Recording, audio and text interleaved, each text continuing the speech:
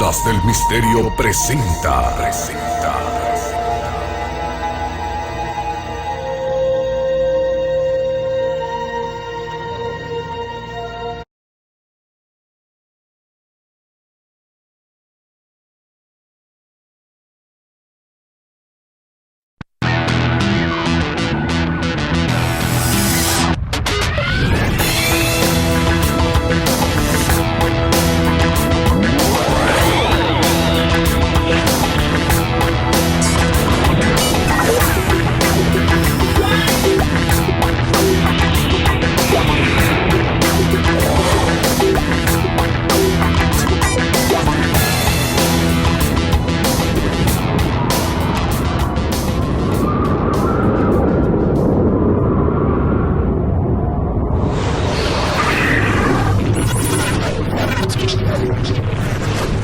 Google sabe mucho más de ti que tú de él. Quieren conquistar el mundo de la información. Google quiere convertirse en el motor de búsqueda por excelencia, es decir, quiere ser Internet mismo. Trabajamos con algo crucial para todos, la información. Guardan todas las búsquedas y dicen que lo harán para siempre. Si no sales en Google, es que no existes. Siempre damos más de lo que se espera de nosotros.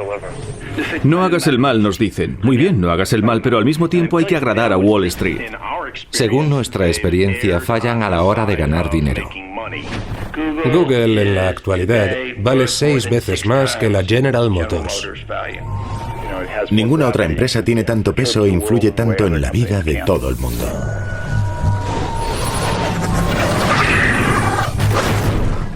Y creo que parte del éxito de Google radica en el hecho de que es gratis y funciona bien, de modo que cuando lo usas te vuelves adicto. La gente utiliza Google varias veces en un mismo día. Esta nueva adicción ha puesto a los universitarios estadounidenses en peligro. Pero esta adicción no tiene que ver con las drogas, ni siquiera con el alcohol, sino con algo incluso más peligroso, Google.com. Todos los días millones de estudiantes universitarios de todo el país utilizan Google para buscar información, pero desgraciadamente algunos se están convirtiendo en adictos. Hola, me llamo Tim y soy adicto a Google. ¿Qué buscas en Google? ¿Para qué lo usas? Busco de todo, pornografía, cosas relacionadas con los estudios, libros que quiero comprar, pornografía. Soy adicto a Google. Lo uso para saber más sobre algunas personas. Cuando me gusta una chica y no quiero que piense que la acoso, acudo a Internet. Incluso el nombre de mi perro es Google, así que en cierto sentido domina mi vida. ¿Qué le dirías a aquellos que opinan que Yahoo es un motor de búsqueda mejor que Google? Vaya pregunta más tonta. Yahoo es un directorio, no un motor de búsqueda. Google sí es un motor de búsqueda. Hay varios modelos de motores de búsqueda. El que utiliza Google y el que domina hoy en día está formado por robots que circulan por Internet y que buscan información en todas las páginas abiertas y accesibles.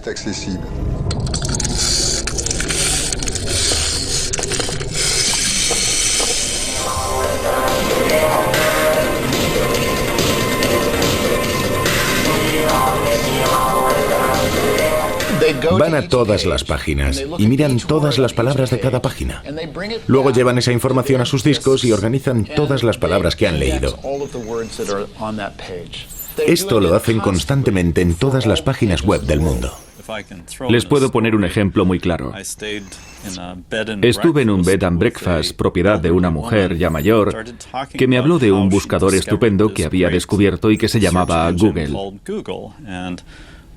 Si introducía en el motor de búsqueda la comida que le quedaba en la nevera y luego escribía la palabra sopa, aparecían en la pantalla toda una lista de recetas de sopa con los ingredientes que había introducido. Creo que esta historia demuestra lo fácil que es introducir un criterio de búsqueda para que el buscador encuentre lo que necesitas. En los sitios web suele haber varias páginas. Google estudia cada página y después calcula los links que las unen a otras páginas. De este modo se sabe si sus contenidos guardan relación entre sí. Uno suele encontrar antes las páginas más populares según el número de visitas que reciben. Y en eso se basa su sistema. Es el llamado algoritmo de rango de página. On a summer day you can find your way to a little green park where the Googleheads play. You'll know they're there by the clothes they wear and their Googlehead eyes and their Googlehead hair. 'Cause they're the Googleheads, they shake their doodle heads. They're the Googa Googa Googa Googleheads. They're the Googleheads, they shake their doodle heads. They're the Googa Googa Googlehead crew. I'm a Googlehead too. Is what you'll say. I'm a Googlehead too. Is what you'll say. Detrás de todos esos algoritmos de Google hay varias decenas de millones de ecuaciones matemáticas que proporcionan la sensación de tener resultados. La sensación y también, debo admitirlo, los resultados pertinentes, por supuesto. En cierto sentido se parece a tener un bibliotecario vagando de biblioteca en biblioteca, leyendo todos los libros de todas las bibliotecas del mundo para dar con los artículos que te puedan interesar. Para una persona, esto sería imposible. Pero si tienes decenas de miles de ordenadores, como es el caso de Google, que se pasan todo el tiempo navegando por la web, con acceso a ordenadores de Rusia, Islandia, Turquía o Argentina, entonces algo que era inconcebible antes de Internet ahora se hace posible. Solo se requieren muchos ordenadores para hacerlo bien.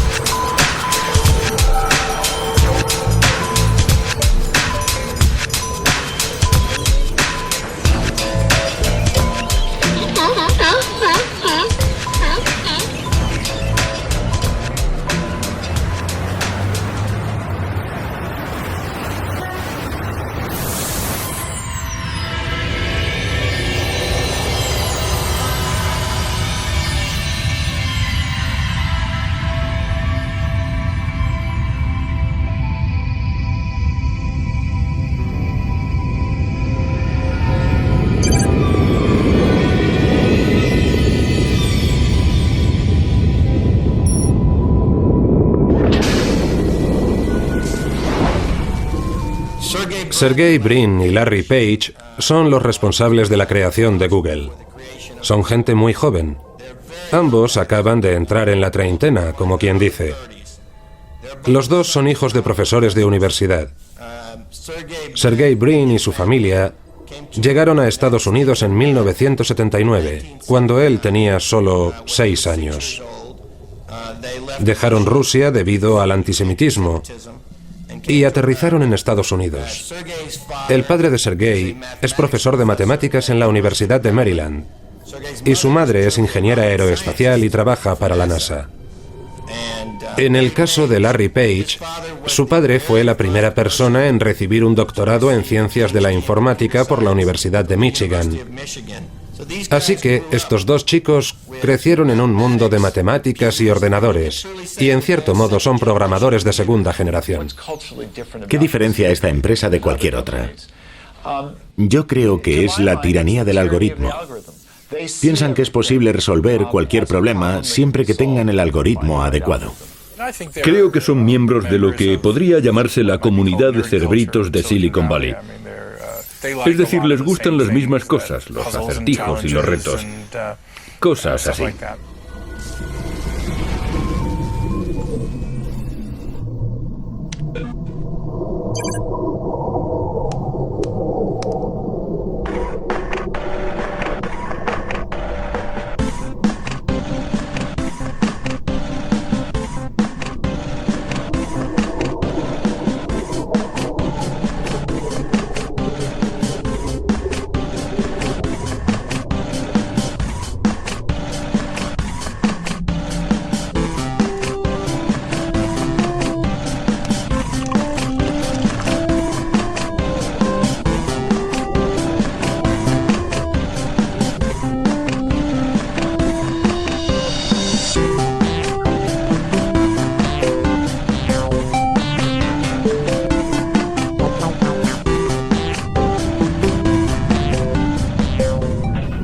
La primera vez que se encontraron, Sergey Brin era el encargado de guiar por el campus de Stanford a un grupo de estudiantes novatos pero muy prometedores. Larry Page formaba parte de ese grupo y los dos comenzaron a debatir por todo. A todo el mundo esto le pareció muy raro, eso de que discutieran así sin conocerse. Sin embargo, ese era el ambiente en el que se habían criado, un ambiente en el que se plantean cuestiones y se reta al profesor.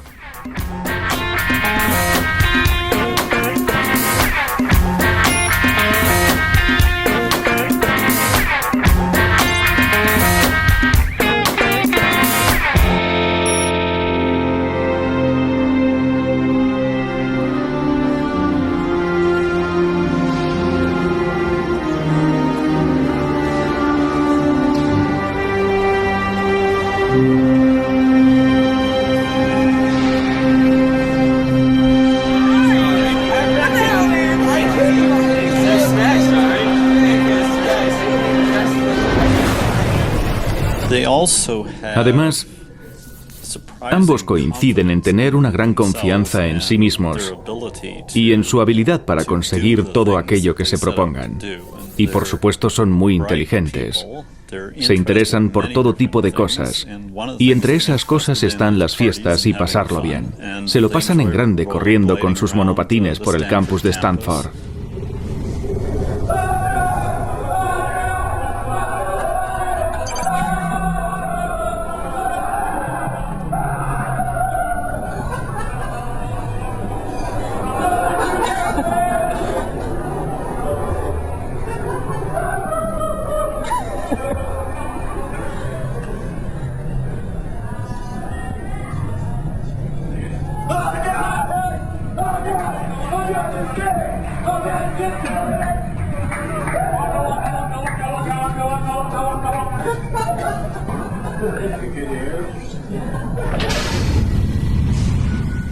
Son diferentes.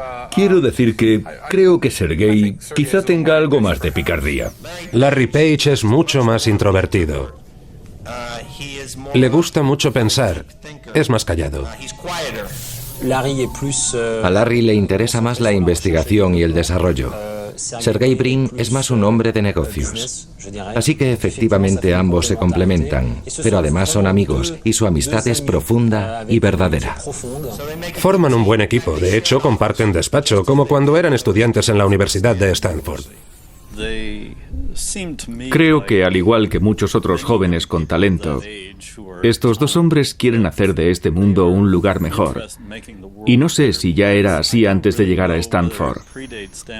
Pero yo quiero pensar que esta universidad quizá tuvo algo que ver con todo eso, con la idea de que se puede hacer el bien simplemente haciendo cosas buenas. Cuando conocí a Michel Foucault, venía a dar una conferencia a Stanford. Mi amigo Bert y yo nos encargamos de llevarle hasta el campus. A nosotros no nos gustaba Stanford porque nos parecía un campus algo artificial, demasiado frío y serio. Pero Foucault nos dijo, no, a mí me gusta, es el sueño de Occidente. Esto es lo que Platón crearía si viviese hoy en día. Hay espacios abiertos, todo parece estar bajo control. Se nota que aquí abunda el dinero. Y la gente es guapa y tienen unos cuerpos increíbles. Así que, ¿qué más se puede pedir?, nos preguntó riéndose con esa risilla suya irónica tan rara.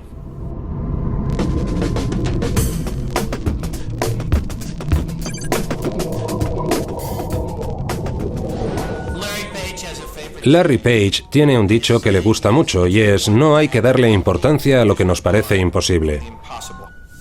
No le gustaban los buscadores que había en Internet. A mediados de los 90, el mejor motor de búsqueda disponible en la red era AltaVista. No se le daba mal navegar por la red y obtener resultados, pero luego no sabía organizarlos por orden de relevancia. Por eso, Larry Page le dijo un día a sus profesores en Stanford: voy a bajarme a Internet y a mejorar las búsquedas. Todos se rieron de él porque pensaron que era una estupidez decir que iba a descargarse Internet. Pero lo hizo.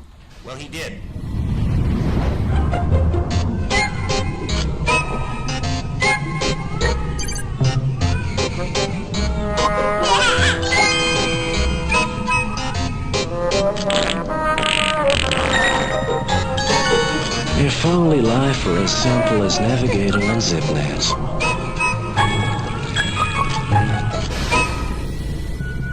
Stanford tiene una oficina de patentes tecnológicas. Son muchas las empresas que han nacido en Stanford y eso no se ve muy a menudo en otras universidades.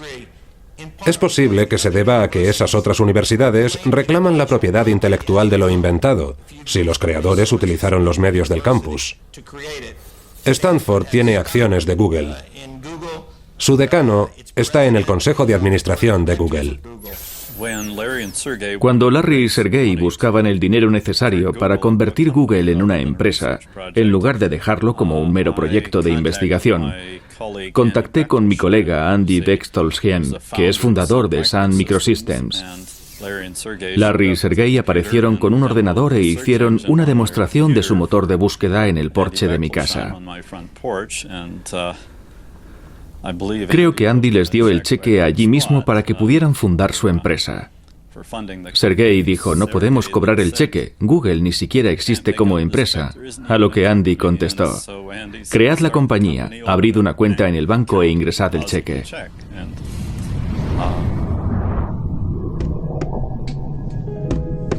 Rastafari is his name.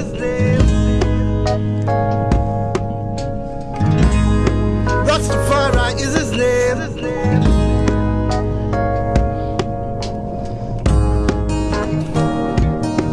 He's the rock of ages. He's the one who turned life's pages. En 1998, Brin y Page dejaron Stanford y pidieron una excedencia en sus estudios de doctorado para crear su empresa en un garaje de Palo Alto.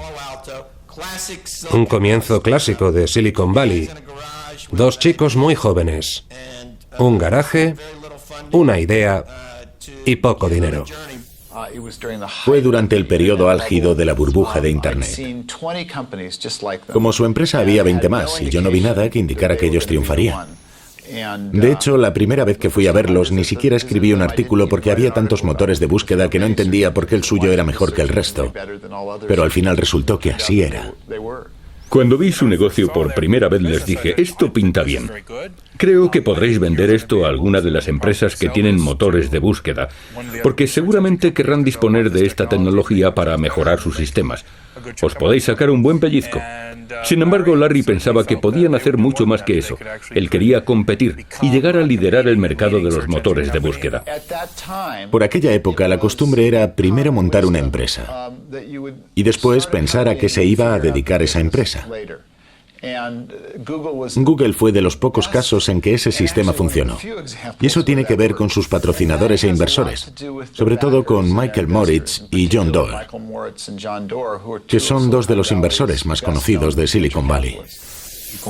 Del campus pasaron a San Francisco, de San Francisco pasaron a toda California y de ahí a Estados Unidos. Después en Europa el boca a boca funcionó y acabaron conquistando Asia. Hola amigos de la aldea global de Internet. Soy Papadizzi de las montañas de Macedonia. Como podéis ver, el sol brilla y el aire es puro. Hoy quiero hablaros de una persona muy mala. Esta persona causa muchos problemas a Papadizzi. Y como vosotros sois mis amigos de la aldea global, os diré cómo se llama. Es el señor Google. Señor Google, dígame, mala persona, ¿por qué no me encuentra una mujer americana? ¿Dónde esconde a todas esas mujeres americanas? Le propongo un buen trato. Si me encuentra una mujer, yo le daré una cabra. ¿Eh? ¿Qué me dice, señor Google? ¿Qué me dice? Quizá una cabra le parezca poco. Vale, ¿cuántas cabras quiere? ¿2? ¿3? ¿4? ¿5? ¿Cuántas? No hay trato, señor Google. No hay trato. ¿Sabe qué? Hablaré con el señor Yahoo. Seguro que él sí me encuentra una mujer. La gente pensaba que los portales, una colección de servicios web, serían el gran negocio y que las búsquedas serían algo que se proporcionaría gratis para atraer a la gente hacia tu portal. Y todos se equivocaban. Sin embargo, los de Google tuvieron la idea innovadora de organizar toda la información del mundo y dieron en el clavo. Y lo más asombroso de Google era que desde el principio a la gente le gustaba. Y lo usaba por la simplicidad de su página de inicio. ¿Qué tal el cole? Bien. Bien. Háblame un poco del cole. Dibujo. ¿Y qué dibujas? Flores. Ah, sí, como las de tu vestido. Vamos a ver si has aprendido algo. ¿Quién es el presidente de Estados Unidos? No lo sé. Vamos a mirarlo en Google. ¿Google? ¿Quién te ha hablado de Google? Es un buscador y te dice todo lo que quieres saber. ¿Ah, sí? La página más popular de Internet es la página de inicio de Google. Google.com tiene un fondo blanco y un logo que ya nos resulta familiar. No hay ni un solo anuncio en esa página, lo que vuelve locos a los inversores que apoyaron a Sergey Brin y a Larry Page, porque argumentan, esta es la página más popular de todo el mundo y no hay ni un solo anuncio. Y esto es así porque los creadores quieren que la página se cargue cuanto antes. Su objetivo es que los usuarios encuentren la información que están buscando lo antes posible, y por eso solo se cuelgan anuncios que no son intrusivos y que estén relacionados con lo que se busca. Google dice, ya que la gente busca información, sería interesante hablar con los anunciantes y decirles, mire, en mi tienda tengo a todas estas personas que buscan este producto, un producto que usted tiene, que usted vende. Es decir, se trata de hablar con una agencia de viajes, por ejemplo, y decirle, mire, a diario en Francia se producen 300.000 búsquedas relacionadas con los viajes a Marruecos. ¿Cuántas me compraría de esas 300.000 búsquedas? Así que en realidad Google vende a los anunciantes una publicidad que consiste en un enlace sponsorizado que aparecerá abajo o a un lado de la pantalla. El programa de publicidad de Google, su programa de anuncios, permite a cualquier empresa o individuo pujar o comprar términos o palabras. Vale, yo vendo coches y quiero comprar esta palabra. Y estoy dispuesto a pagar, digamos que estoy dispuesto a pagar $3 cada vez que alguien haga clic en esta palabra. De esta forma, Google introduce esto en el sistema. Por supuesto, coche es un término muy popular. Son muchas las personas que querrían comprar esta palabra. Y si yo he dicho que pagaría cada clic a $3, habrá otras personas que lo hagan a 4, por ejemplo, o a 2, o a lo que quieran. Entonces, lo que sucede es que se celebra una especie de subasta. Así que cuando un usuario entra en google.com y escribe coches, el que esté en lo alto de la lista, el que pagó más por el término, es el que se descarga. Sin embargo, yo también podría decir, vale, pues pagaré $20 cada vez que alguien haga clic en coches. Pero si al final nadie hace clic en mi anuncio, entonces Google puede decidir no mostrarlo. Así que son muchos los factores que entran en el sistema y no se trata siempre de poner más dinero sobre la mesa, sino también de si mi anuncio es efectivo o no. ¿Quién sale primero? El anunciante que logre un mayor número de clics y el que pague el clic más caro. Hay un viejo dicho en los negocios de Internet que dice que las empresas que ganan dinero son las 3 Ps: pastillas, porno y póker. De hecho, las palabras más caras son pornografía, juego, medicinas o pastillas, etc. Y esa es una forma de publicidad inteligente que tiene en cuenta la popularidad de la misma publicidad. Una cosa que no pasa en televisión, donde el espectador sufre la publicidad cuando no ha pedido nada. Y a pesar de eso le plantan ante los ojos anuncios que además no tienen nunca nada que ver con el programa que está viendo. De los beneficios de Google, alrededor del 95% o más procede de los anuncios. Es posible que en la actualidad sea el mejor medio para anunciarse y el crecimiento es asombroso. Todos los demás insertan anuncios tipo ventana o letreros que corren por la pantalla y que irritan a los usuarios. El éxito de Google creo que en parte se debe al hecho de que no enfada al usuario.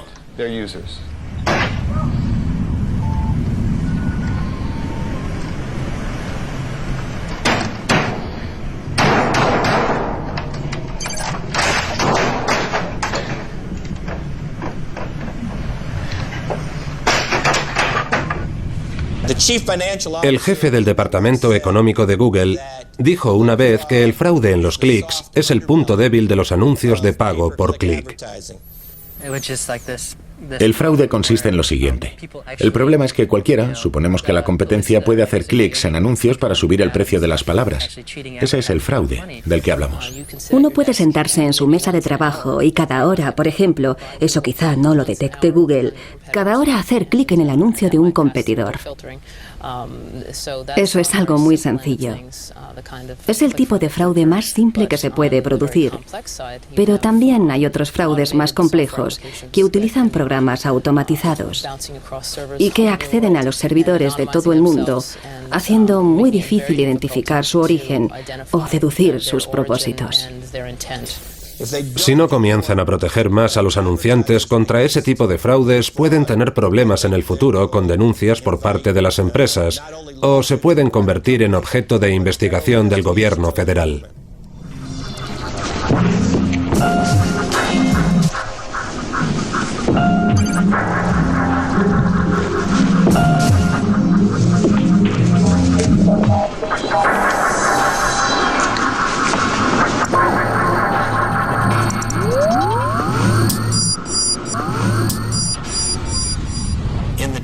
En los años 2001, 2002 y 2003 es cuando el negocio despegó de verdad. Google no quería que Microsoft, ni Yahoo, ni ninguna otra empresa supiera que se habían convertido en una compañía muy rentable. Y retrasaron todo lo que pudieron su salida a bolsa para no tener que desglosar e informar a todo el mundo sobre su contabilidad. Porque estaban convencidos de que en cuanto se supiera lo popular que era Google, cuando se supiera la cantidad de dinero que estaban ganando, la competencia aumentaría exponencialmente. Me contaron una historia bastante graciosa. Según parece, el día de la salida a bolsa, uno de los ingenieros fundadores se subió al escenario de la sala de conferencias con un bate de béisbol en las manos y dijo: vamos a salir a bolsa. Y como vea algún coche en el parking que valga más que un BMW 500, me lo cargaré. Porque ese no es el estilo de Google.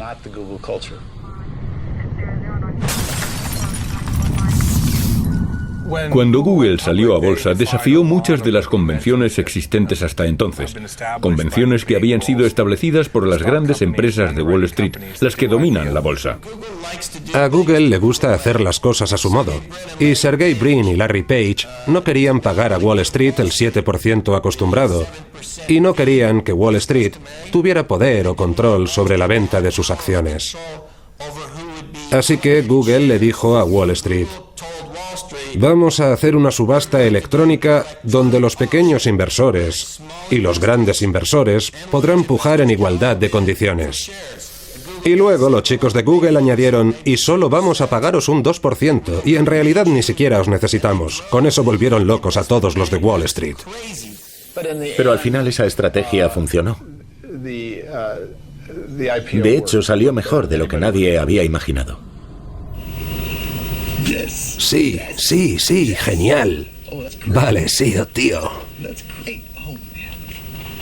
¿Por qué estás tan contento? Google acaba de comprar YouTube por $1.000 millones. Vamos a hacernos ricos. ¿Te acordaste de comprar la acción que te dije? ¡Mierda! No me sorprende que tras su salida a bolsa, después de conocer el corazón de Wall Street y de las finanzas, quisieran salir de allí a toda prisa y disfrutar de algo alternativo, distinto.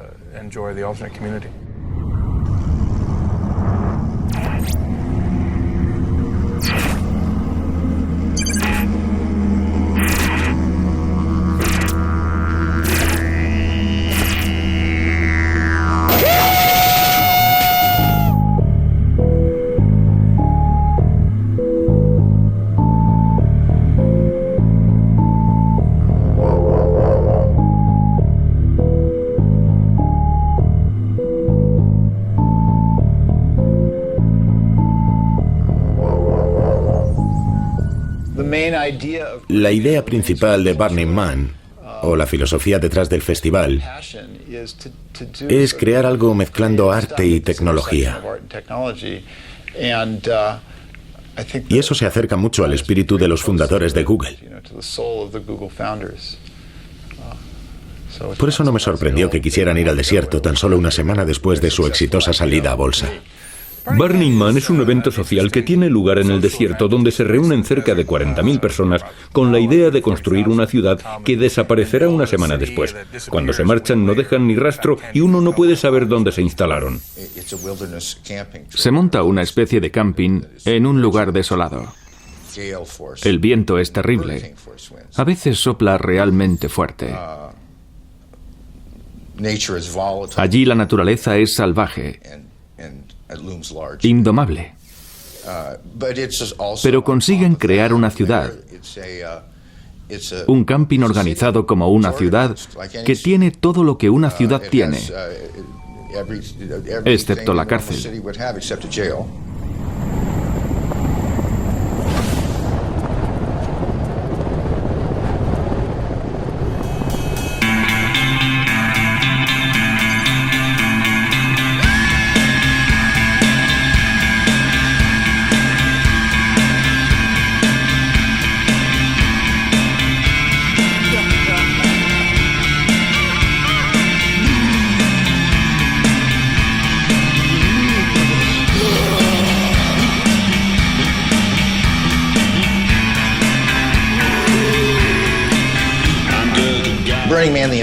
Burning Man es una reunión de miles de personas donde no se vende nada. Es una economía de trueque, esa es la ideología, la base sobre la que se asienta todo el sistema. Sí, pero es una especie de happening. Ya se ha hecho antes. En concreto, la generación Beat y los hippies sobre todo hacían estas cosas.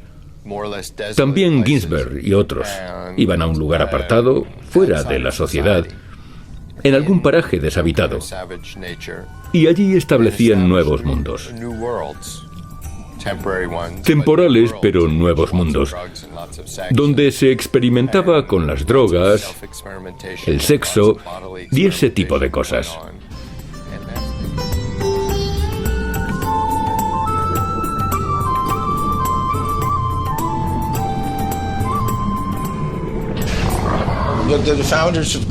Los fundadores de Google, cuando llegaron aquí, creo que en el primer año se desnudaron y se pintaron todo el cuerpo. Enseguida lo entendieron. Enseguida se adaptaron. Y es interesante, pero los más lanzados fueron los fundadores, los jefes. La idea de ir a un lugar deshabitado y crear de la nada algo nuevo para lo que nadie ha encontrado una utilidad todavía no era extraño o ajeno a ellos. En realidad esa idea constituía la base de su negocio. Por eso comprendieron la filosofía de este tipo de encuentro muy bien. Mi amigo y profesor Michael Foucault decía una cosa muy acertada. Decía, hay que desprenderse de uno mismo. Es decir, crear una personalidad flexible, que cambie y que sea capaz de experimentar sus límites. Es algo que también interesa a muchas de estas empresas. Habíamos pensado crear un modelo de ciudad en 3 dimensiones, que además fuera una representación del mundo real en el que vivimos. Así que fuimos a Google y les explicamos lo que queríamos hacer. En nuestra demo podías observarlo todo, mover la ciudad, sobrevolarla, incluso podías pasear por ella. Les mostramos lo que habíamos hecho y enseguida se mostraron interesados. Después nos reunimos una vez más y dijeron, sí, vale, nos gusta, nos apuntamos. No hubo ningún tipo de negociación sobre las condiciones económicas. Estaban dispuestos a hacerlo, y bueno, eso tampoco nos sorprendió. Y también creo que para ellos fue muy útil. De hecho, se sabe que utilizaron algunas ideas de Burning Man como criterios a aplicar a la hora de contratar personal, lo que resulta muy interesante. Charlando un día con una de sus ejecutivas sobre este tema, me dijo, sí, nos gusta hacer este tipo de cosas porque nos parecen interesantes y porque después rentabilizamos la aventura. Sí, eso sí es un nuevo concepto en los negocios. Sería un peligro que Google decidiera comprar Burning Man y utilizarlo para realizar una especie de promoción tipo Disney. Pero no creo que eso ocurra. ¿Para qué iban a comprarlo? Lo quieren para aprender, lo quieren utilizar, quieren formar parte de él, quieren experimentar. A ellos les conviene que ese espacio libre para la experimentación de nuevas tecnologías siga existiendo. Pero si llegaran a comprarlo, y por lo tanto a controlarlo, acabarían con esa creatividad libre, y por tanto ya no les serviría para nada, no al menos como les sirve ahora.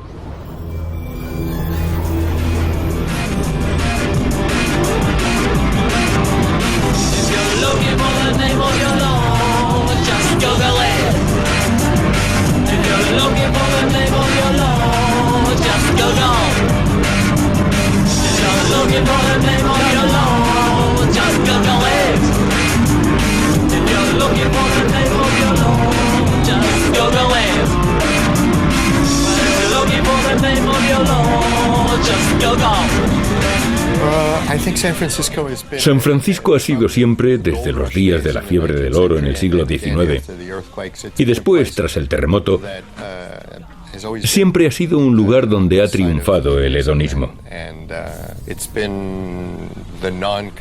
Una ciudad inconformista por antonomasia, y también una ciudad de renegados. No hay que olvidar que la familia William Burroughs hizo aquí todo su dinero gracias a IBM. Y que Kerouac, cuando yo era estudiante en Chicago, en los años 60, vino a darnos una conferencia vestido con traje y corbata y nos dijo: chicos, si queréis triunfar en este país, más vale que os cortéis el pelo. Y esto lo decía puesto hasta las cejas de todos los alucinógenos conocidos por la humanidad, y quizá alguno más. Señoras y señores, Steve Ballmer.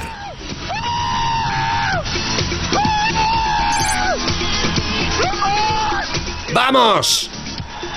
¡Vamos! ¡Vamos!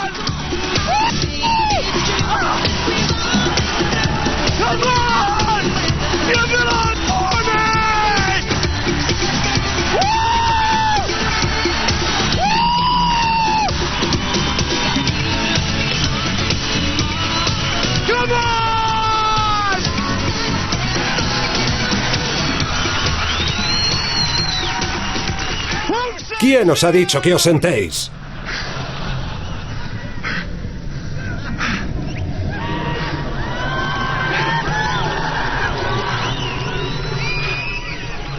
Os voy a decir un par de cositas. Quiero a esta empresa. ¡Sí!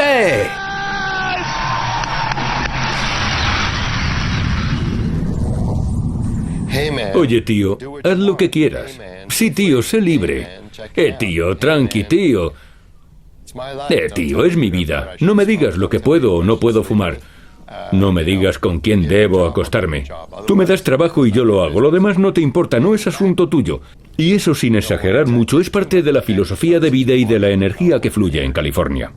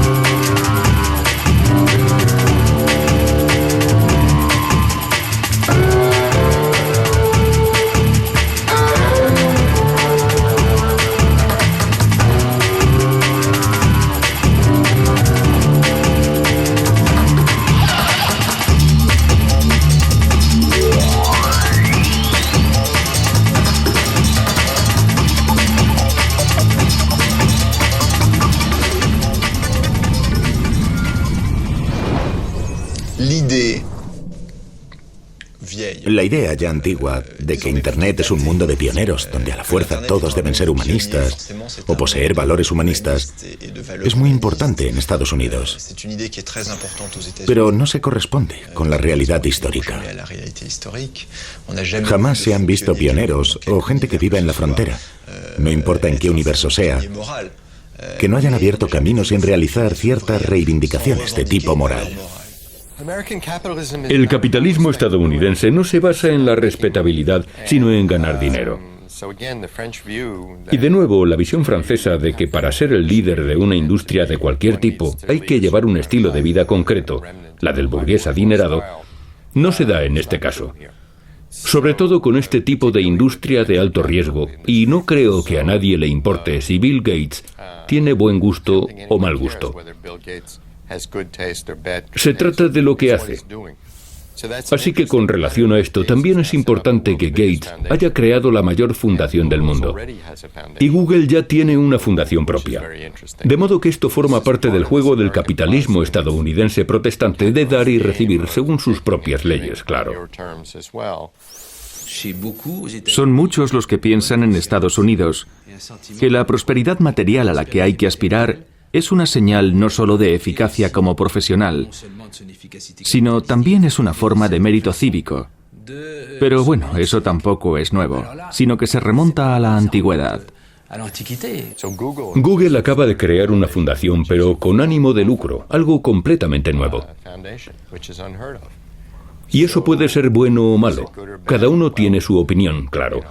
Pero la idea de cambiar el modelo para hacer que sea más eficiente y para mejorar el mundo es un concepto que se corresponde con la filosofía de la empresa. De hecho, su primer proyecto es eliminar la polio en la India y para lograrlo, lo intentarán sin pasar por el Estado o por las Naciones Unidas, sino a través del uso de nuevas tecnologías y, en concreto, de unos teléfonos móviles que se repartirán por los pueblos de la India. De esta manera, el seguimiento de la enfermedad es más riguroso que si se usan los medios de los que dispone la burocracia del Estado.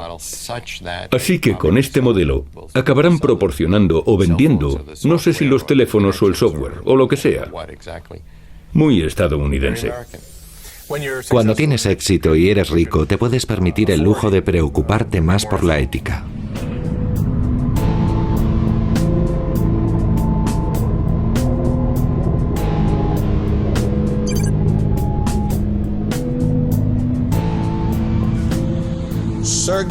Sergey Brin y Larry Page son los jóvenes empresarios más ricos de Estados Unidos. Su fortuna personal se mide en decenas de miles de millones de dólares. Así que estos chicos valen mucho dinero, pero se mantienen motivados y centrados en Google porque es lo que les gusta hacer.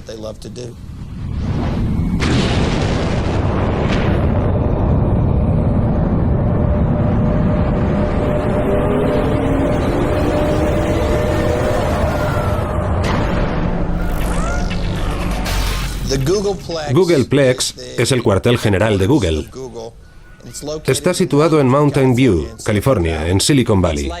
Es como un campus universitario hasta arriba de esteroides, es decir, aquello es de locos. Intentamos trabajar en un lugar cómodo y agradable y también divertido para fomentar la creatividad.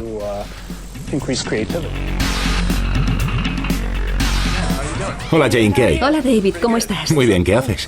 Poca cosa, grabamos una peli.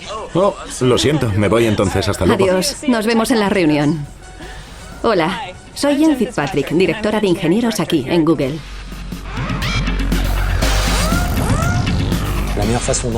La mejor forma de hacer trabajar al cerebro es que uno se sienta cómodo. En otras palabras, ofrecer a los trabajadores unas condiciones de trabajo absolutamente únicas, incluso para Estados Unidos. Tienes varios restaurantes y cafeterías aquí mismo. Estás rodeado de gente muy inteligente y llena de entusiasmo y todo sucede muy rápidamente. El tiempo es estupendo, la gente agradable. San Francisco está a solo 40 minutos de Google. Esto es lo que hace que Google sea tan popular. Se han esforzado en optimizar el lugar de trabajo. Hay un lavado automático de coches. También te puedes cortar el pelo. Es decir, no tienes que dejar la empresa para ir a la peluquería. También hay un médico, así que si te encuentras mal no tienes más que acercarte a su consulta. Hay un gimnasio, claro, y cosas así. Así que para los empleados es un lugar muy agradable donde trabajar. Es decir, te permiten olvidarte de todo aquello que te pueda distraer, para que te centres en el trabajo.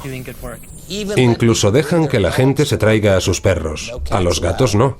También hay una lavandería. De hecho, lo que intentan hacer es eliminar la distinción entre trabajo y diversión.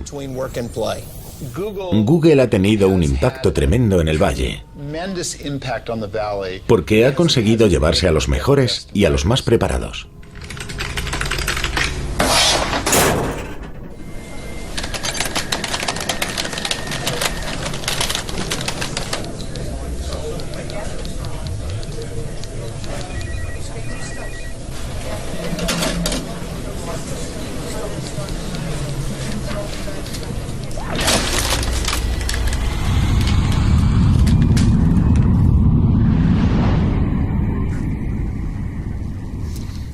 Google es la empresa ideal para trabajar y la más apasionante. Han arrebatado a Microsoft, IBM y otras empresas dedicadas a las nuevas tecnologías a sus mejores trabajadores, a los de mayor talento. Por eso Bill Gates dijo que veía a Google como una amenaza para Microsoft. El motor de búsqueda de Microsoft, MSN, ha invertido tremendas cantidades de dinero en intentar alcanzar a Google, pero de momento van perdiendo, lo que me parece extraordinario. Porque ahí está la empresa de software más poderosa del mundo, cuyo primer objetivo es alcanzar a Google, y de momento no han conseguido nada. Con el tiempo veremos cómo ambas empresas se meten en el terreno de la otra, porque Google ya ofrece de forma gratuita muchas cosas diferentes, hojas de cálculo, procesadores de texto y otras aplicaciones. Es decir, el tipo de productos que Microsoft vende. Microsoft tiene miedo de que la gente piense que no necesitan su Windows.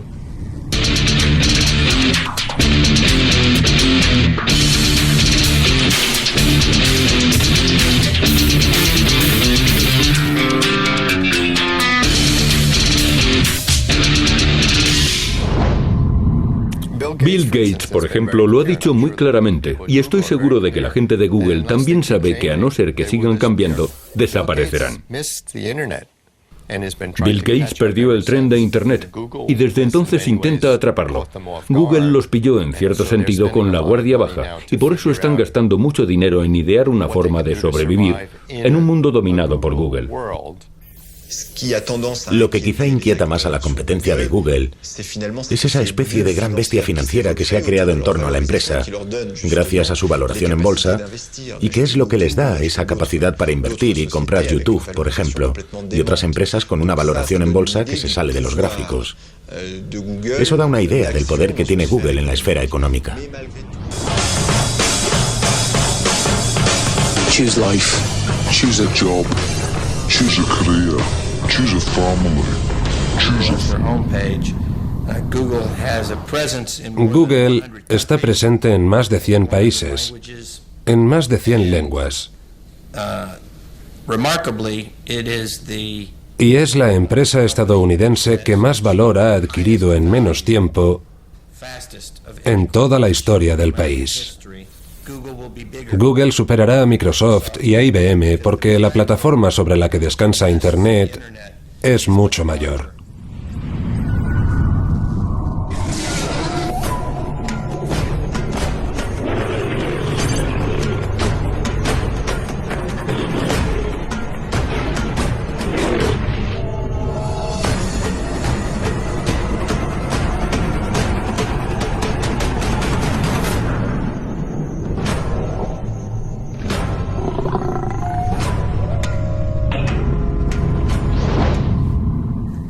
Uno de los mayores retos a los que se enfrenta Google es cómo mantener la innovación, cómo seguir formando parte de lo último en tecnología sin dejar de crecer. De todas formas, lo más importante es el usuario, no la bolsa. Por eso deben centrarse en producir algo que sea apreciado por el usuario. Nuestro objetivo son los usuarios y no el analista que trabaja en Wall Street. Google ofrece ya varios servicios nuevos y siempre que lanzan algo nuevo dicen lo mismo. Yo hablo con ellos en calidad de periodista y siempre es la misma conversación. Al final les pregunto, ¿dónde está el negocio en esto? Y me contestan, aún no lo sabemos. Y bueno, si se tratara de cualquier otra empresa, a uno le entraría la risa. Pero Google tiene el monopolio y por eso pueden ofrecer cierta cantidad de servicios nuevos. Y no importa si al final ganan mucho dinero o no. Inician esas aventuras con la idea de experimentar. El dinero ya vendrá después. Google piensa que es bueno dejar que su gente dé rienda suelta a su creatividad, sobre todo si hay alguna idea que les apasione en particular. Y eso les proporciona espacio, sitio para experimentar y jugar. De hecho, jugar suele ser siempre muy útil. Todos los vertebrados inteligentes juegan.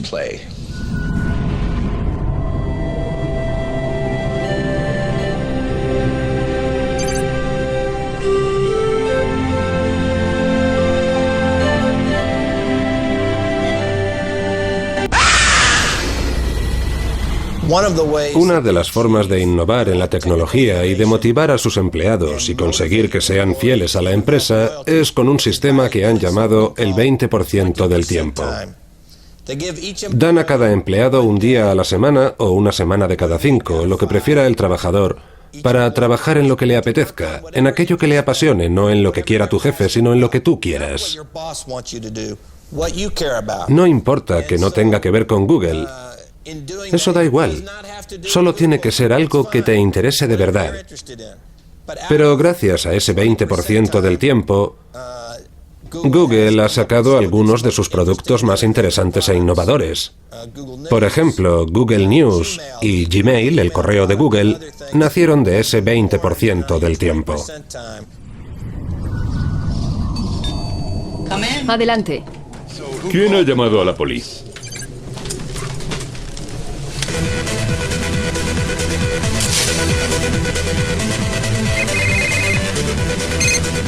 Sí, estamos trabajando. ¿Este es el 121 de Oak Street? No.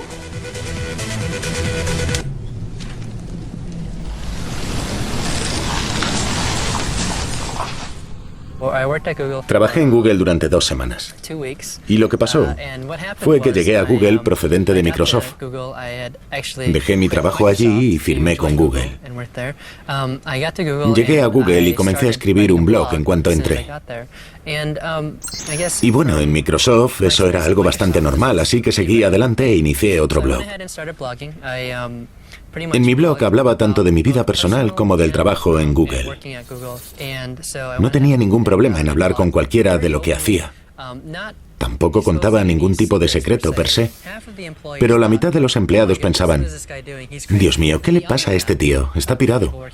Y la otra mitad que trabajaba en Google me mandaban emails para decirme, lo que haces está genial, ya es hora de que alguien revelara a todo el mundo que también somos humanos, que somos personas normales.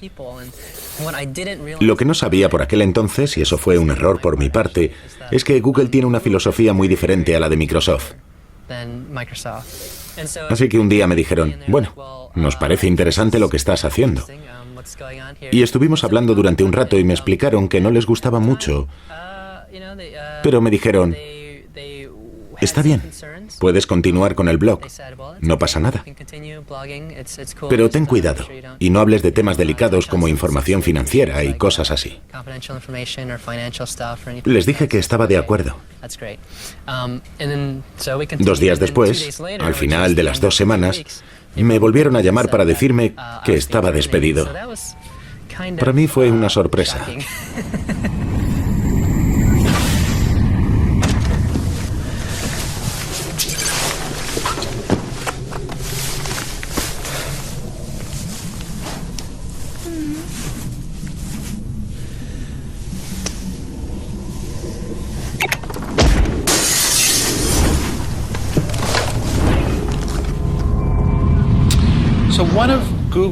Uno de los grandes secretos de Google es la enormidad de sus instalaciones. A pesar de la cantidad de tráfico que llega a Google, ellos siguen siendo operativos. Según parece, cuentan con una gran infraestructura llena de ordenadores que no tiene parangón en el mundo. Tienen el ordenador más grande del planeta. Y aunque está formado por muchos microprocesadores, creo que poseen del orden de 450.000 ordenadores repartidos entre 10 y 20 centros de datos situados en diferentes partes del mundo. Este año, a principios de año, alguien de Google me dijo que si quería encontrar la localización del nuevo centro de datos de Google, porque estas cosas las llevan en secreto, no tenía más que buscar el lugar de Estados Unidos donde se proporcionara la electricidad más barata y las líneas de fibra óptica más económicas. Y gracias a Google, no tardé más de 10 minutos en encontrar el lugar. Está en una zona cercana al río Columbia. Allí han construido 2 complejos, cada uno es del tamaño de un campo de fútbol y la mitad de ancho. No me dejaron entrar. La capacidad de procesamiento de Google es la mayor del mundo en la actualidad. Es decir, que es varias veces superior a la de los gobiernos más poderosos o las empresas más importantes. Es algo casi inconmensurable. Son como de otro planeta en ese sentido. Toda empresa que quiera o planee competir con Google debe saber que necesitará miles de millones de dólares y varios años para llegar a tener una infraestructura semejante.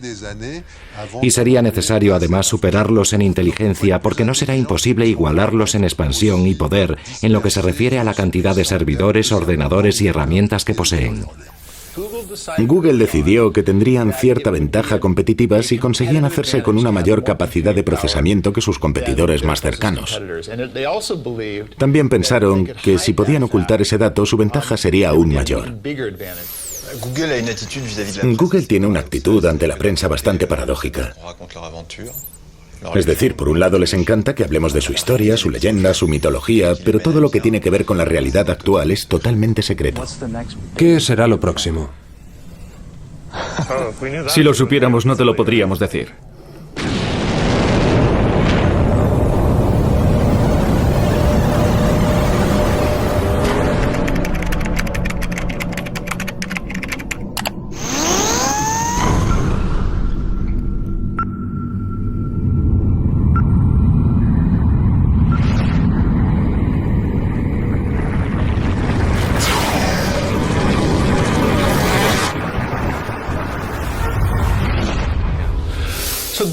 Google, conforme ha ido creciendo, ha ido añadiendo servicios más allá de la búsqueda. Ofrecen un menú de quizás 30 servicios o más, servicios con distinto nivel de aceptación.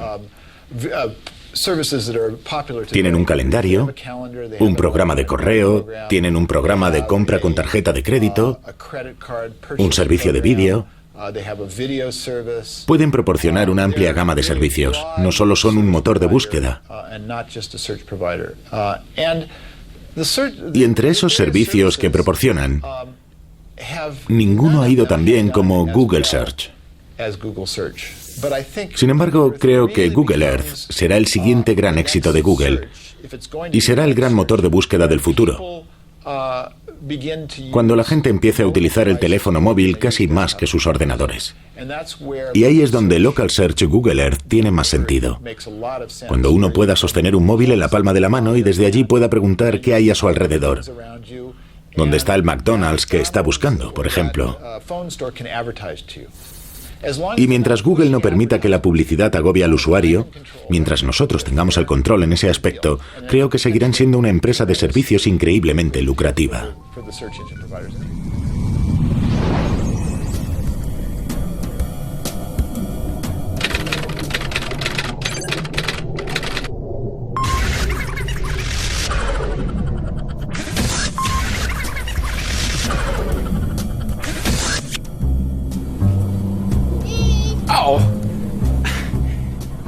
Google, ya basta, ¿no?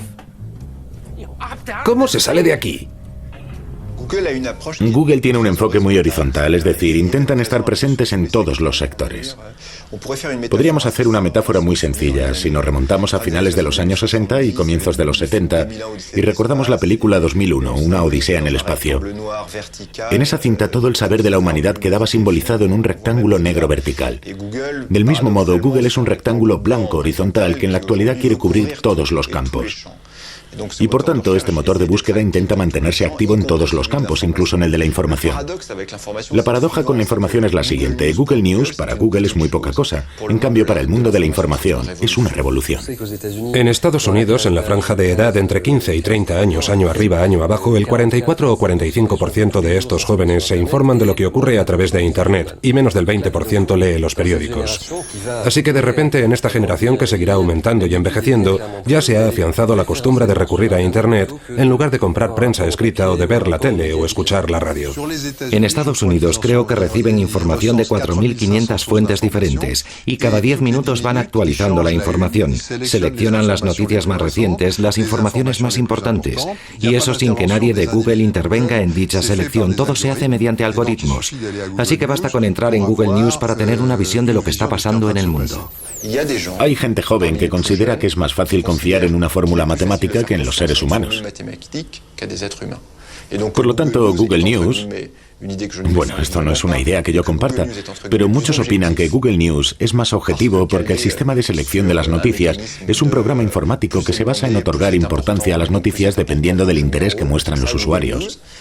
Por eso se fían más de esta fórmula matemática que de unos seres humanos que se reúnen alrededor de una mesa con sus tazas de café para decidir cuál es la noticia más importante de la semana o sobre qué deben profundizar y por qué publican una cosa y no otra. El principio del que parten es el siguiente. Ofrecen acceso a todos aquellos contenidos que estén disponibles, los reúnen y agrupan y desde ese punto de vista desempeñan el papel del bueno de la peli. Ellos son los buenos, los benefactores de la humanidad, eso entre comillas, claro está, porque ofrecen la mayor cantidad de contenidos. Yo no dudo de sus buenas intenciones y de su generosidad, pero cuando toman contenidos de otros sin pagarles, ahí creo que ya no se puede hablar de generosidad alguna. Yo trabajo mucho con los periódicos, con sus versiones online, y muchos tuvieron la tentación de cerrar el acceso a su página para que solo entrasen sus abonados. Sin embargo, se dieron cuenta de que si restringían el acceso a sus páginas, entonces los motores de búsqueda no podían entrar y servirse de sus contenidos. Y por lo tanto, estos periódicos no aparecían en sus listados, y era como si no existieran. La gratuidad de la información, o como los economistas dicen usando un espantoso neologismo o anglicismo, the commodization of information, es decir, el hecho de que la información sea ahora algo que se da por hecho y a la que no se asocia ningún valor, está ahí, lo queramos o no. Y yo creo que esto implica dos cosas. Primero, que los medios de comunicación más masivos en términos de información, dentro de unos 5, 6, 7 años, quizá incluso antes, ya no serán la televisión, ni la prensa escrita, ni por supuesto la radio, sino Internet. Este será el medio a través del cual las personas se informarán. Y de hecho las generaciones más jóvenes ya lo están haciendo. Ya se trate del Internet que nos llega al ordenador de casa, de la oficina o al teléfono móvil, eso dará igual. Esto no quiere decir que ya no se vayan a vender periódicos, sino que no van a formar parte de los medios de comunicación masivos. De modo que los periódicos deben reinventarse para aparecer como insustituibles con respecto a la información que llega al universo numérico de Internet. Eso ya ocurrió antes. Por ejemplo, los periódicos que surgieron tras la Segunda Guerra Mundial e incluso antes se caracterizaban por revelar información pasada. Es decir, los periódicos hablaban de lo que había pasado en el mundo. Después, con la llegada de la televisión, los periódicos además pasaron a analizar las noticias. El nuevo análisis, que es una invención del New York Times, aparece cuando la televisión surge como el gran boom en términos de audiencia. Y en la actualidad los periódicos deben pasar a hacer otra cosa, algo intermedio entre contar y explicar, porque desde luego el modo tradicional en el que te venden la información porque no tienes más remedio que comprarla, ya ha pasado a la historia.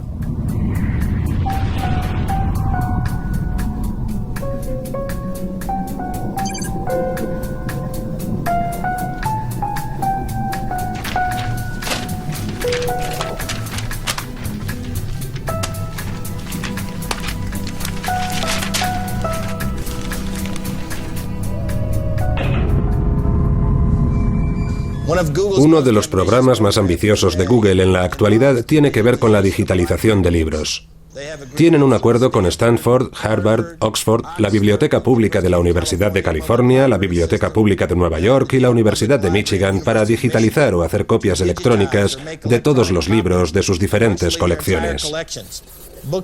Aquellos libros que aún estén protegidos por el copyright no se podrán bajar de Internet en su totalidad a través de Google. Sin embargo, han surgido problemas con este sistema entre los escritores y las editoriales por un lado y Google por el otro. Creo que el caso terminará en el Tribunal Supremo de Estados Unidos. Google opina que todo lo que hay en Internet está protegido por lo que llaman uso justo.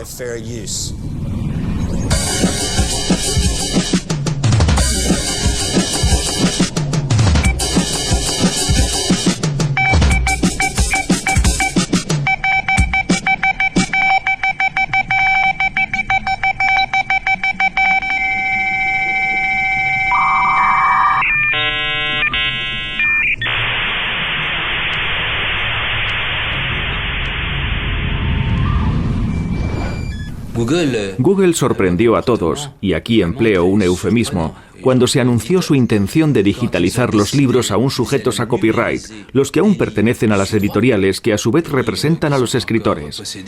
Dijeron estar dispuestos a colgar esos libros en Internet sin contar con su autorización. Y además diciendo a las editoriales, si sois lo suficientemente idiotas como para no daros cuenta de que os interesa tener todos esos libros en Internet, entonces podréis pedir que los retiremos. La verdad, eso es delito. Van a realizar copias ilegales, falsificaciones. La digitalización de los libros consiste en poner a disposición de la gente de todo el mundo todo el conocimiento que hasta ahora ha estado reservado a las clases altas, a los habitantes de los países desarrollados o a aquellos que han podido estudiar en países desarrollados. François Mitterrand construyó teatros y museos y transformó la Biblioteca Nacional. Pero Francia tiene una biblioteca, una única gran biblioteca, donde para entrar hay que cumplir ciertos requisitos. Estados Unidos quizá tenga un centenar de esas grandes bibliotecas, pero no es suficiente. Este proyecto ofrece la posibilidad de tener acceso a todo el mundo literario, a una cantidad de información, recursos y conocimientos tan amplia que antes de Internet era totalmente impensable. Sin embargo, Internet ya ha cambiado el acceso al conocimiento de forma cualitativa.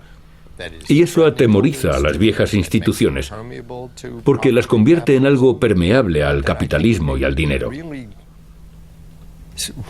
Pero creo que también tiene cosas que podrían ser positivas para ellos.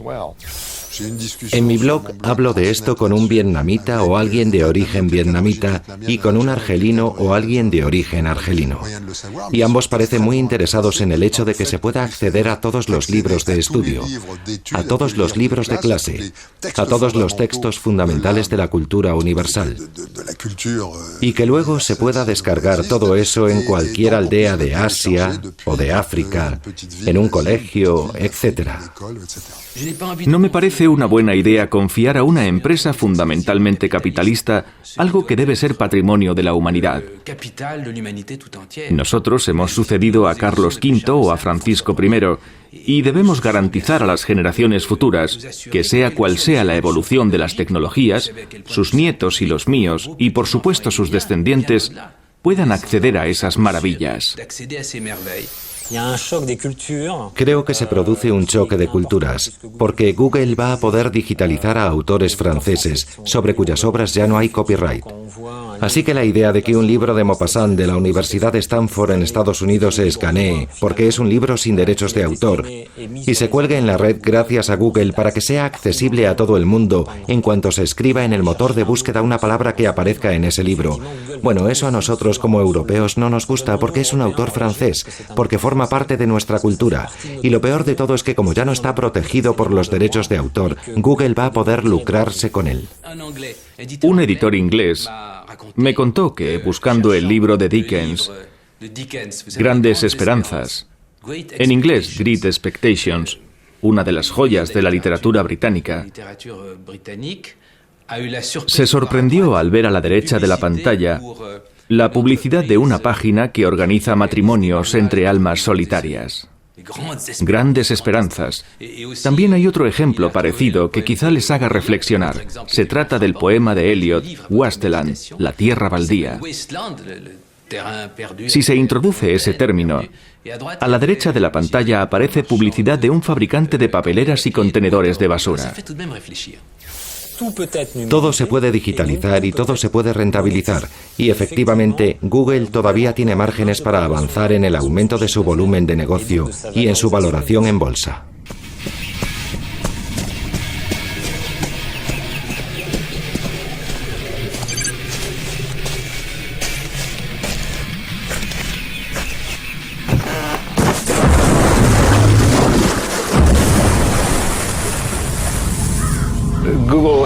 Google se ha convertido en un verbo en sí mismo. En inglés, claro.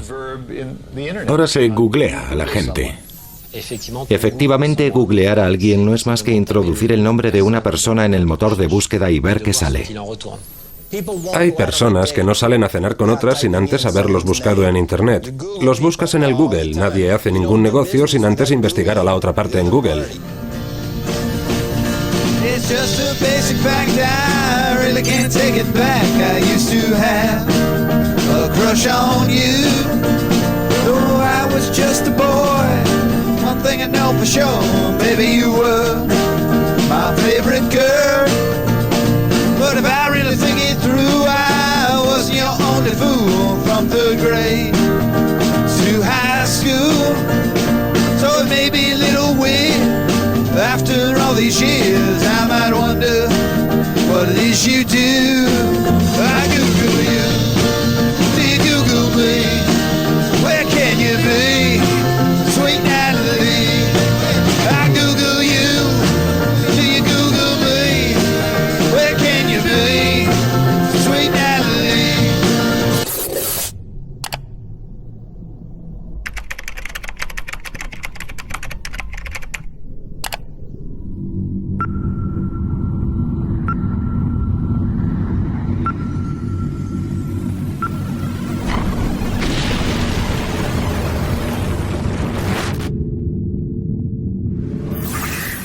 Hoy en día vivimos en un mundo donde toda la información que está en Internet se puede conseguir a través de Google.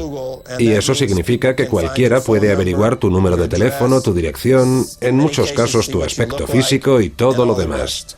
Se corre el peligro de que invadan tu intimidad. Pero eso también forma parte de proporcionar información a las masas. Dime lo que buscas y te diré lo que piensas. Google guarda todas las búsquedas. Y lo hacen, según ellos, para mejorar la calidad de la búsqueda, porque cuanto más sepan de ti y de tus hábitos de búsqueda, podrán encontrar lo que buscas con una mayor precisión en el futuro y ajustarlo a tus intereses. El otro lado de esto es que existe el peligro de que guardar esos datos suponga un riesgo para nuestra intimidad. Les pondré un ejemplo. Si mi médico me receta una medicina, no es extraño que busque información sobre ese medicamento en Internet, así que introduzco el nombre del fármaco para leer algún artículo sobre él. Esa información en sí forma parte de mi historial médico, algo que la gente en general prefiere que no se divulgue. Sin embargo, desgraciadamente, esa información se guarda en los motores de búsqueda y no solo eso, sino que también guardan la información de las páginas médicas que has consultado. Todo el mundo debería tener en cuenta que si uno guarda un secreto que no quiere que nadie sepa, no debe escribirlo en su ordenador, porque entonces puede que le descubran. Tienes que mirar esto. Ahora voy a introducir tu dirección, ¿vale?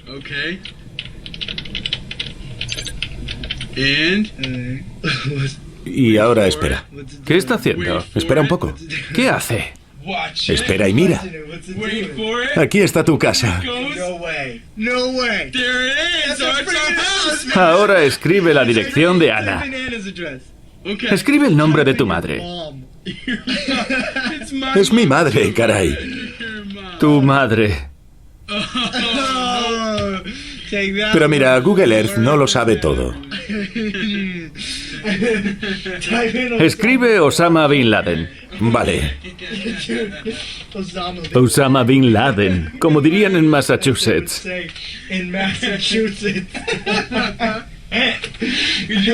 ¿Te imaginas que...?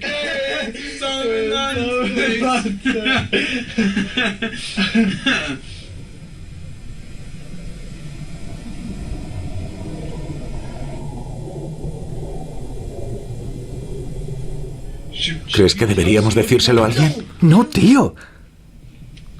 Que mamá se enterará de que nos hemos conectado. Pero, ¿no deberíamos decírselo al presidente?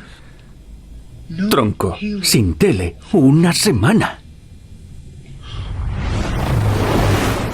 Nos preocupa que el gobierno o la policía acceda a nuestra información, pero también deberíamos tener cuidado con los abogados, ya se encarguen de divorcios o de pleitos entre vecinos o empresas. La información que hayas metido en Internet puede ser usada en tu contra. Disponen de la tecnología necesaria para convertirse en una especie de gran hermano, pero el objetivo es comercial, no político. Google insiste en que nadie lee tu correo, que es el software el que se encarga de todo, de leerlo y de extraer la mejor publicidad. Pero eso pone una gran presión sobre ellos, porque deben proteger la información, ya que, como todos sabemos, los hackers o piratas informáticos ya han podido extraer información incluso de los ordenadores mejor protegidos del mundo. En la actualidad en Internet todo es información. El tiempo que hará, un blog, un correo electrónico, una foto o un vídeo también son información. Y si Google decide meter todo eso en sus servidores y analizar lo que hacen los internautas, entonces podríamos estar ante una visión bastante maquiavélica del mundo.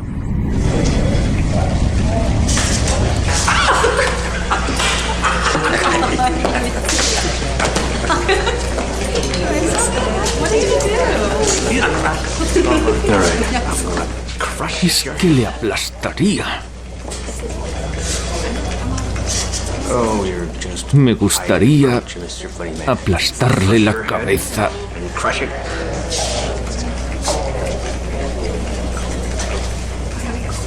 Así.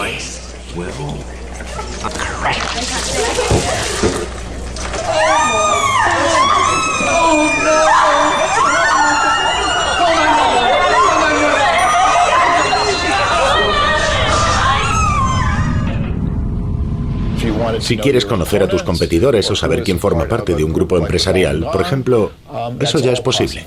Yahoo fue a China y Microsoft fue a China con las mismas herramientas para identificar a personas y después se produjeron varias detenciones de disidentes. Yahoo vulneró la intimidad de algunos usuarios de su portal, lo que desembocó en las detenciones de algunos periodistas chinos que más tarde fueron sentenciados a 10, 8 o 4 años de cárcel. Google aún no se ha enfrentado a un problema parecido. La razón, que Google no proporciona esos servicios de email y blogs en China. Pero podemos hacernos la misma pregunta. No ha sucedido aún, pero es algo a lo que Google tendrá que enfrentarse en un futuro si entra en China. Y la pregunta que nos hacemos es, ¿qué pueden hacer para proteger la intimidad de sus usuarios? Sergey Brin me dijo una vez que no está seguro de haber hecho lo correcto al entrar en China cediendo a la censura del gobierno. En primer lugar, prometo que no habrá censura. De hecho, nuestro motor de búsqueda es el único gran motor de búsqueda que opera en China y no hay ningún tipo de filtro. Sin embargo, las autoridades chinas sí controlan los contenidos mediante un programa informático con el que pueden eliminar servicios y ahí nosotros no podemos hacer nada. Hubo un gran debate dentro de la misma empresa. Yo hablé con muchos empleados y me contaron que había reuniones bastante tensas. Son muchos los que creen que Google no debía haber entrado en China en esas condiciones. Sin embargo, al final pasaron por el aro porque China es una gran economía en crecimiento. Y no estar presente en el segundo mercado del mundo no tiene ningún sentido si lo que buscas es aumentar los beneficios de la empresa. Desgraciadamente, el resultado final no es tan diferente de otras empresas de Internet como Yahoo o Microsoft. Se han autocensurado para satisfacer las demandas del gobierno chino. Creo que Google cruzó la línea cuando se convirtieron en el instrumento de la opresión en China, cuando son ellos los que se censuran.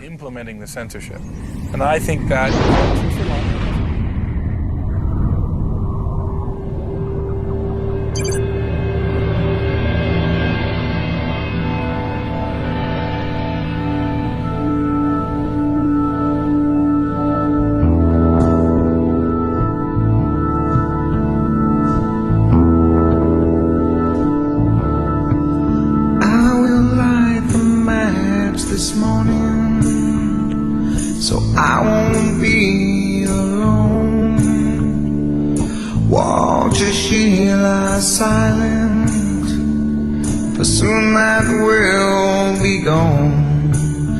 Oh, I will stand, arms outstretched, pretend I'm free to roam. Oh, I will make my way through one more day in hell.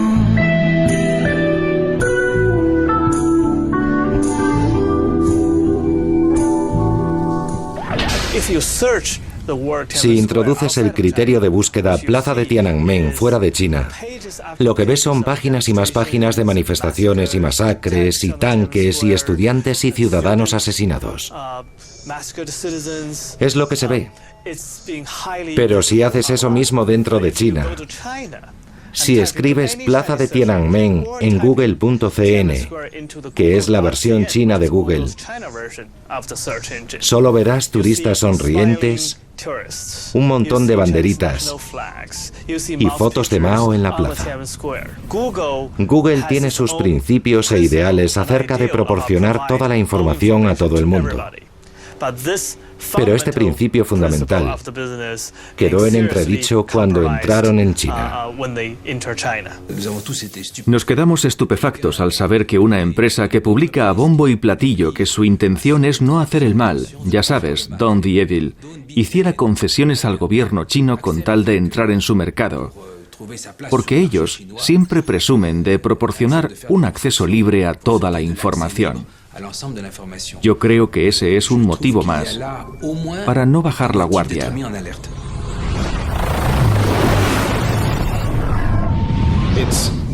No se trata de la llegada del gran hermano, sino de un montón de pequeños hermanos.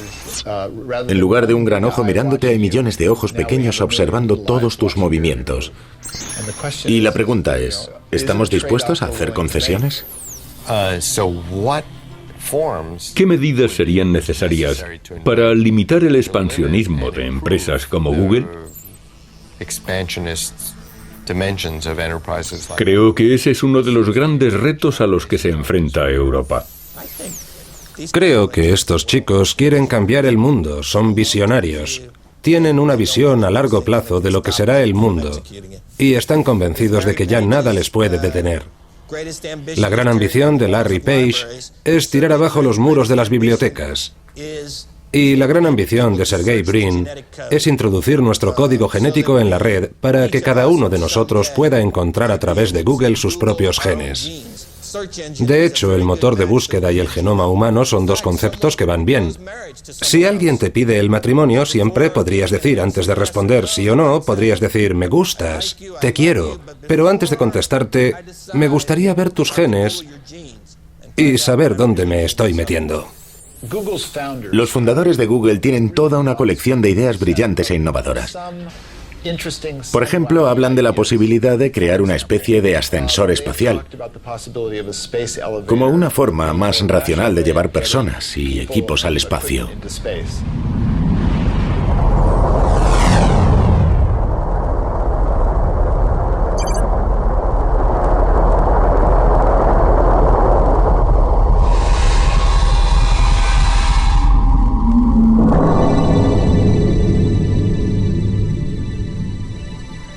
Ahora estás en la Tierra y un momento después en el cielo.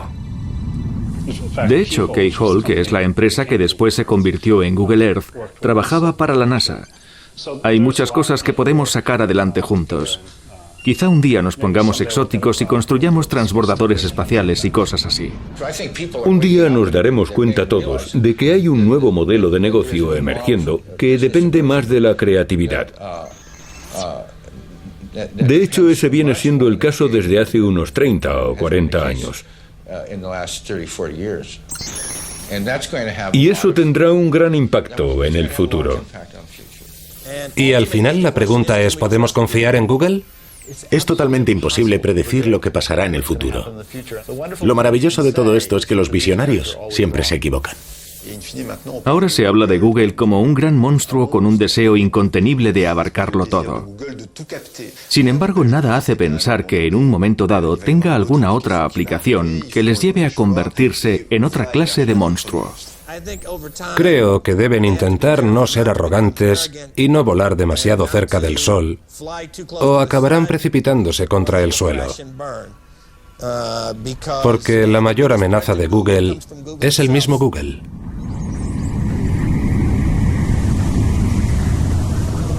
I remember I was a spotty nerd, alone in my room, facing my computer, wondering how to index the entire world, how to find pills, poker, and pornography. No fun, no friends, no party, but one day I found a way, pay, drink, and sponsored links, lot of cash and money.